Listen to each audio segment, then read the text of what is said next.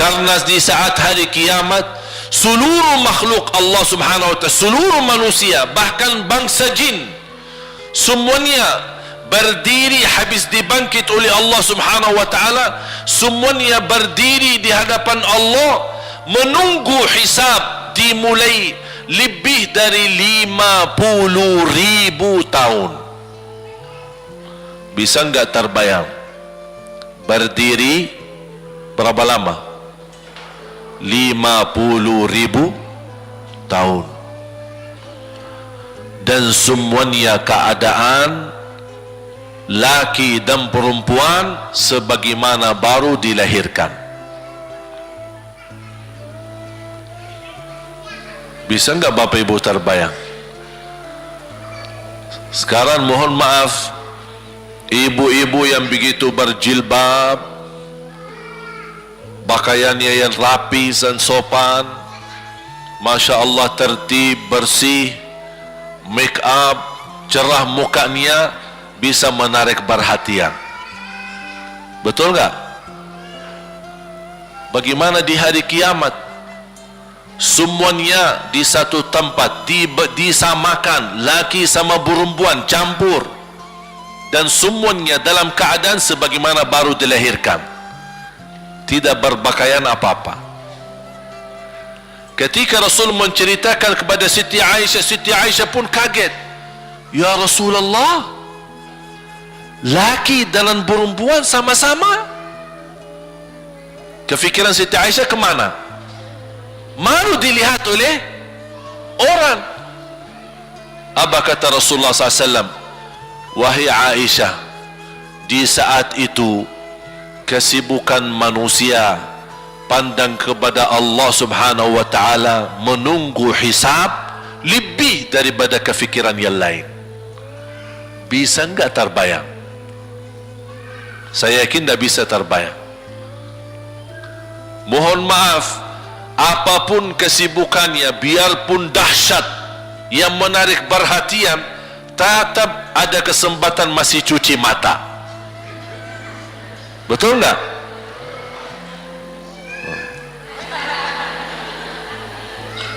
Tapi kalau di hari kiamat beda keadaannya.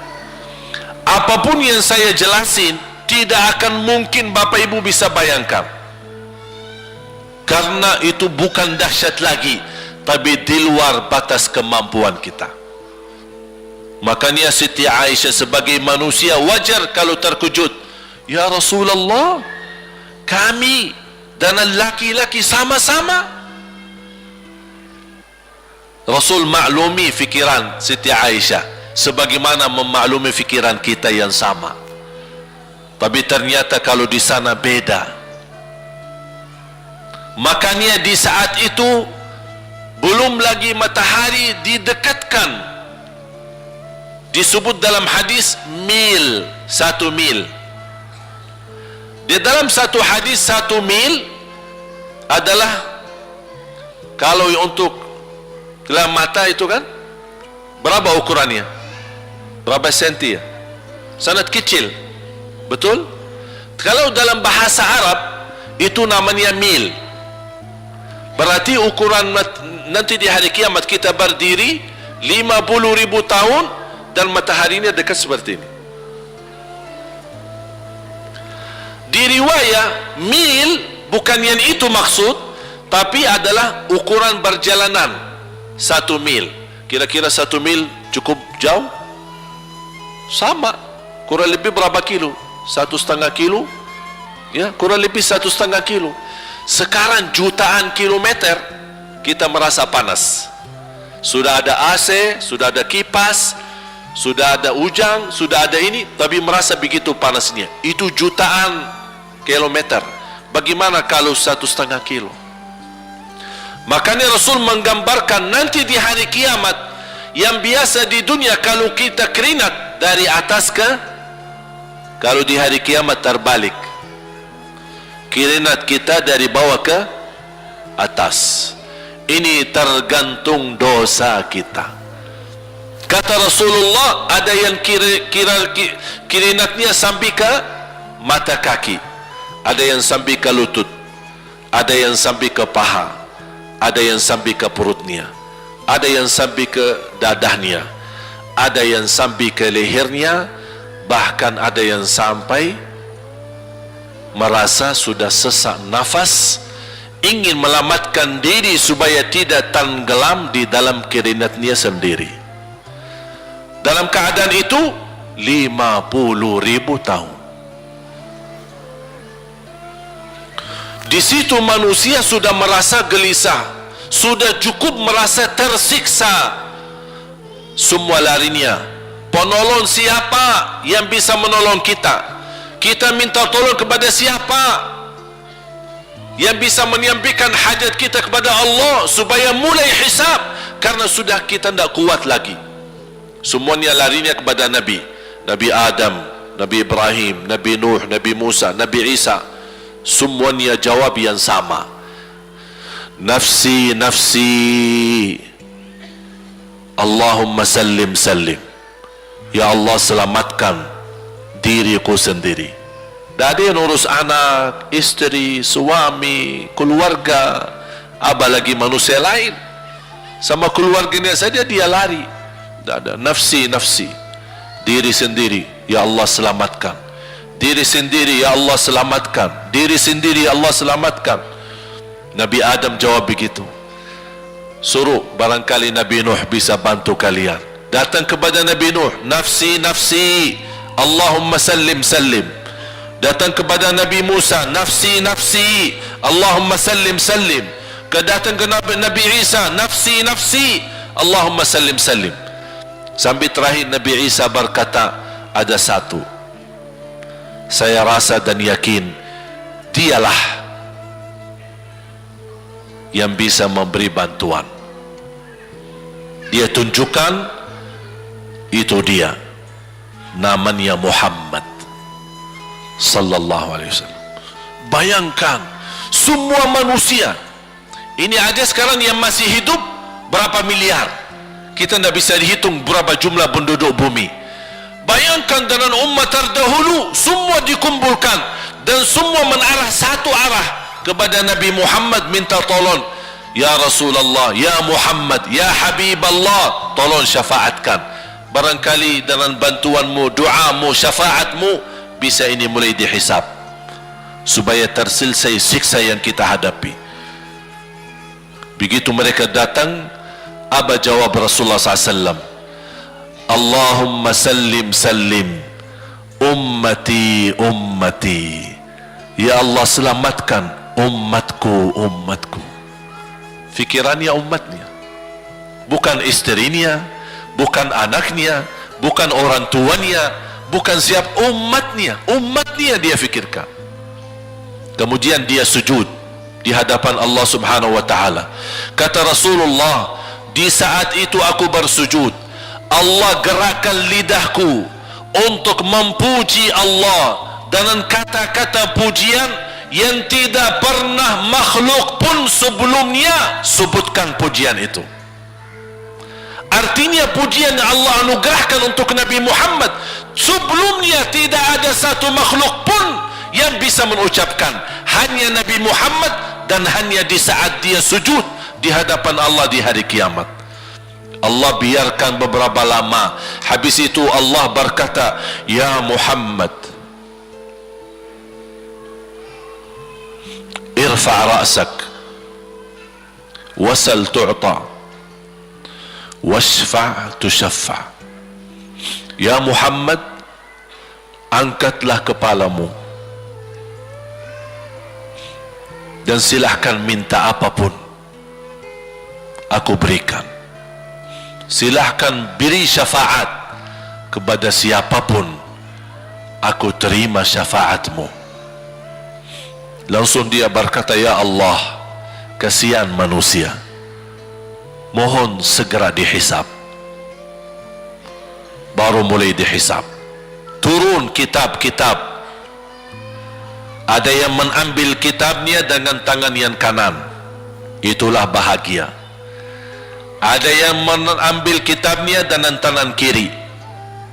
Dia berusaha sembunyikan tangan kirinya karena dia malu kalau kitabnya diterima dengan tangan kiri. Dia sembunyikan tangannya yang kiri ke belakang, larinya buku amalannya ke belakang dan langsung nempel di tangannya. Tak ada yang bisa lari di hari itu. Semua amalan, buku amalannya dibuka oleh Allah, dan akan Allah mulai menghisabkan kita satu persatu. Tak ada kelompok-kelompok, tak ada bendera, tak ada ormas, tidak ada kelompok, tidak ada pimpinan, masing-masing. Benderanya kita apa? Buku amal. Dan Allah manggil kita bernama satu-satu. Ibu, sini, datang. Kata Rasulullah sallallahu alaihi wasallam, yuhasibullahu al-abida laisa bainahu wa bainahu turjuman. Allah akan hisab hamba-hambanya satu demi satu, bersatu-bersatu, dan tidak ada penerjemah. Jadi tidak bagi terjemah, translate. Ya Allah, saya tidak mengerti bahasa Arab, saya tidak mengerti bahasa, ya Allah, gimana ini, saya butuh translate atau benacara supaya bisa bantu saya lulus dari hukum. Tidak ada.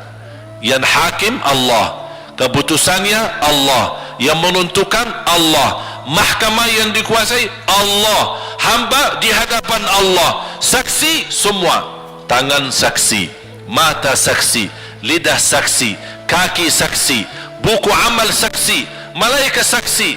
Bagaimana kita mau lari?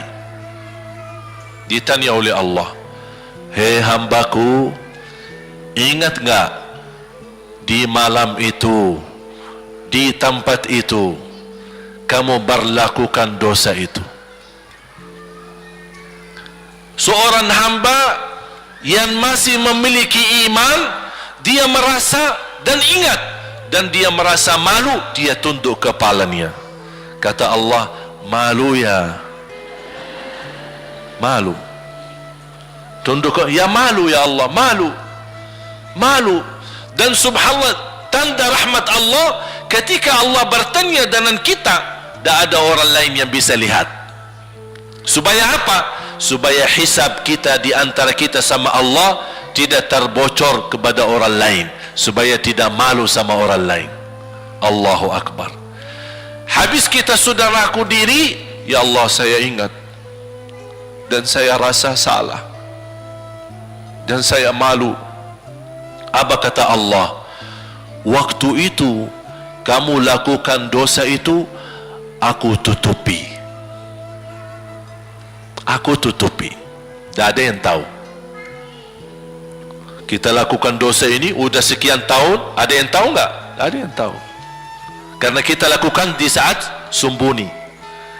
Kata Allah, di saat itu kamu lakukan dan kamu tahu itu dosa, tapi aku tutupi supaya kamu jangan menjadi malu di depan keluarga atau di depan sahabat. Aku tutupi. Dan aku sekarang sudah menutupi dosamu di dunia, dan sekarang aku hapuskan dan ampuni dosamu di akhirat. Allahu Akbar. Disitulah terasa anugerah, ampunan Allah yang maha kuasa. Dan Allah di saat itu mampu menghukum kita. Dan kalau Allah menghukum kita, Allah tidak pernah menzalimi kita. Justru itu keadilan Allah, tapi Allah tidak memperlakukan keadilannya, justru yang mendahulukan ampunan dan kasih sayangnya. Habis selesai hisab, harus semua tanpa kecuali lewati neraka Jahannam di atas sirat. Sirat yang panjang, yang kejam seperti pedang, yang tipis sampai tidak bisa dilihat oleh mata. Katanya tipisnya seperti, subhanallah, Imam bisa jalan di atas rambutnya. Kejam lagi masuk di atas serat, terus jalan. Di saat itu ada doa yang menyelamatkan kita sampai menuju surga. Nabi Muhammad sallallahu alaihi wasallam, dia sudah duluan. Kalau Sayyidina Abu Bakar perjalanan di atas sirat disebutkan 100 tahun, tapi Sayyidina Abu Bakar satu langkah di atas sirat, langkah kedua di depan pintu surga. Dahsyat. Ini Sayyidina Abu Bakar seperti itu. Bagaimana Rasul? Rasul sudah menunggu di depan. Mulai manusia satu persatu jalan di atas sirat, dan Rasul di saat itu sibuk berdoa, Allahumma sallim sallim, ya Allah selamatkan umatku, ummati ummati ummati ummati, sampai mereka terselesai. Sampai di situ saja. Sebelum masuk surga ada berita gembira untuk umatnya Nabi Muhammad sallallahu alaihi wasallam. Tidak boleh ada yang masuk surga harus berjumpa dengan beliau dulu, tatap muka, dan disediain minum yang disebut air Al-Kautsar, dan di situ banyak gelas. Tinggal kita ambil gelas dan minum. Begitu kita mau ambil gelas dan minum, datang Rasul, jangan kamu minum langsung dari tanganku sendiri. Barang siapa yang minum dari tanganku tidak akan haus selama-lamanya. Allahu Akbar. Di situ terasa kemuliaan. Begitu kebahagiaan kita bertemu dengan Nabi Muhammad dan bisa langsung minum dari tangan Nabi Muhammad sallallahu alaihi wasallam. Bukan hanya begitu saja, bahkan Nabi Muhammad memegang tangan kita, mengajak kita masuk 8 pintu surga. Ada 8 pintu. Rasul bersabda, satu pintu luasnya seperti antara langit dan bumi. Satu pintu antara langit dan bumi luasnya. Dan kata Rasulullah, di saat itu akan manusia gesa-gesaan untuk masuk surga. Itu tanda apa? Banyak yang akan masuk. Mudah-mudahan kita terhitung dari yang banyak. Begitu ahli surga masuk, kira-kira Rasul berhenti? Ahli surga sudah masuk, sudah aman? Tidak. Rasul balik lagi, keluar dan menuju dari langkah sirat yang pertama, melihat ada enggak ternyata ada di antara umatnya yang tersisa, yang dosanya terlalu banyak, gesa-gesaan di jalan, merangkak di jalan sampai jatuh di dalam neraka. Rasul mana mereka? Masuk ke neraka. Kata Allah subhanahu wa ta'ala melihat keadaan Nabi Muhammad SAW, apa yang dibutuhkan lagi? Kata Rasul, ya Allah, saya tidak akan puas masuk surga sampai hamba-hambamu yang ada di neraka, umatku, diselamatkan. Allah subhanahu wa ta'ala mengizinkan Nabi Muhammad keluarkan dari neraka. Dia keluarkan. Sudah cukup ya Nabi Muhammad? Tidak cukup ya Allah, masih ada lagi. Diambil lagi, dikeluarkan, diambil lagi, dikeluarkan. Artinya dari umat Nabi Muhammad yang masih banyak dosanya, yang masih banyak kelewatannya sama Rasulullah, yang tidak pantas memberi kemuliaan kepada Rasulullah SAW, dapat pula syafaatnya Nabi Muhammad. Yang tidak pernah memberi tanda sayang dan cinta kepada Rasul, dapat rasa sayang dan cinta Nabi Muhammad SAW.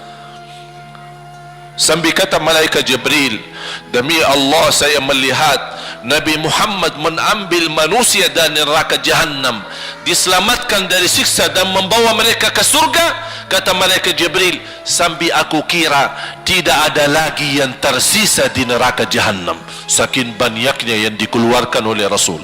Itu syafaat Rasul sallallahu alaihi wasallam.